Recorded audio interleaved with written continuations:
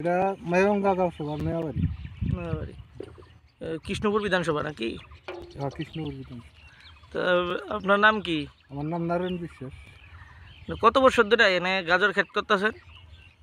গাজর করতেছি প্রায় আরো 20 বছর আগে থেকে।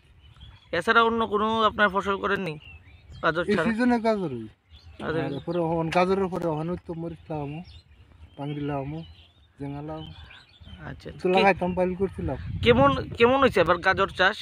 গাজর ভালোই হয়েছিল, বৃষ্টি নষ্ট করে দিয়েছে। বৃষ্টি নষ্ট করছে। কিরকম আছে বাজারে চাহিদা আছে নি গাজরের? ওই তো অতদিন আসলো 20 টা 22 টা, এখন বোধ একটু বাড়ছে, কিন্তু আমরা বেঁচে আসছি, অনেক একটু বাড়ছে। তো গত বছরের তুলনায় এবার কেমন মানে মনে করেন দামটা কিরকম, এবার বেশি না কম? গত বছরের তুলনায় এবার একটু রেটটা কম। কম। যে কি মনে করেন কি কারণ হইতে পারে, আপনার কি মনে হয়? এমন বৃষ্টির কারণে এটা কম। বৃষ্টি আছে, এরপরে বাইরের গাজর আইতাছে। তো আপনার গাজর চাষ করে আপনার মানে যা খরচ দিয়ে আপনার হয়নি, লাভ হয়নি? অন্য বছর তো লাভ কিছু হইতো, এবার তো মনে হয় বেশি লাভ হইতো না, সামান্য।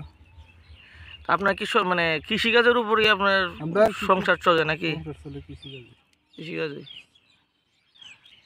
আর আপনার বাড়ির কতজন আছে মেম্বার? আমাদের বাড়িতে 8-9 জন আছে।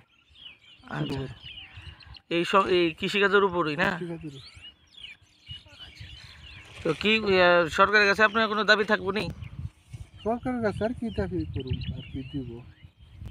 একবার জলের মেশিন চাইছি, ওই একটা জলের মেশিন দিচ্ছে। আপনি কৃষিকাজের ক্ষেত্রে আপনার কোনো সাহায্য সহযোগিতা পাননি সরকার থেকে? এমনি কিছু সাহায্য দেন না, এমনি আছে না বলে বিষ সার এটা না, আপনি নিজের আর ইগাতেই করতেছেন নাকি? নিজের